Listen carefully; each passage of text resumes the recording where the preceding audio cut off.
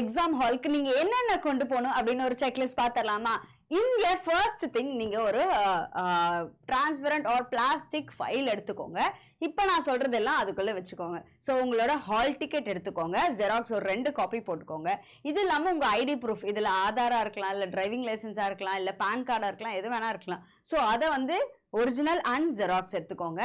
இது இல்லாம 2 ball point pen black கலர்ல எடுத்துக்கோங்க. சோ இந்த பிளாக் பால் பாயிண்ட் பென் அப்படின்றது ரொம்ப திக்காவும் இல்லாம ரொம்ப தின்னாவும் இல்லாம மீடியம் சைஸ் திக்னஸ்ல இருக்கிற நீடில் இருக்கிற மாதிரி வாங்கிக்கோங்க. சோ இது எதனாலனா ரொம்ப ஸ்மஜ்ஜா இருக்கக்கூடாது, இல்ல தின்னா இருந்ததுன்னா ரொம்ப நேரம் வந்து நீங்க ஷேட் பண்ற மாதிரி இருக்கும். இதெல்லாம் அவாய்ட் பண்றதுக்காக சொல்றேன். ஓகே, இது இல்லாம நீங்க அனலாக் வாட்ச், அதாவது டிஜிட்டல் ஆர் ஸ்மார்ட் வாட்ச் இல்லாத வாட்ச் ஒன்று எடுத்துருக்கோங்க. ஸோ ஏன்னா டைம் மேனேஜ்மெண்ட் ரொம்ப முக்கியம். அண்ட் இது இல்லாம 2 passport size photo. Okay, so உங்களோட போட்டோ எடுத்துக்கோங்க. So for safer side. So உங்க போட்டோ கிளியரா இல்லைன்னா தான் அதை கேட்பாங்க, பட் ஸ்டில் சேஃப்டிக்காக எடுத்துக்கோங்க. அண்ட் இது இல்லாம உங்களோட வாட்டர் பாட்டில். ஸோ அங்க எப்படி தண்ணி இருக்கும் அப்படின்றது தெரியாம இருக்கு அப்படின்னா வாட்டர் பாட்டில் ஒன்று டிரான்ஸ்பரண்டா லைக் நார்மலான ஒரு பிளாஸ்டிக் பாட்டிலா எடுத்துக்கோங்க.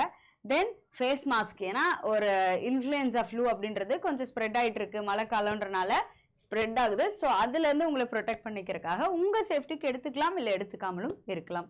ஓகே, அண்ட் இது இல்லாம பென்சில் வேணும்னா எடுத்துக்கோங்க. சில ஹால்ல அலோவ் பண்ணுவாங்க, சில ஹால்ல அலோவ் பண்ண மாட்டாங்க.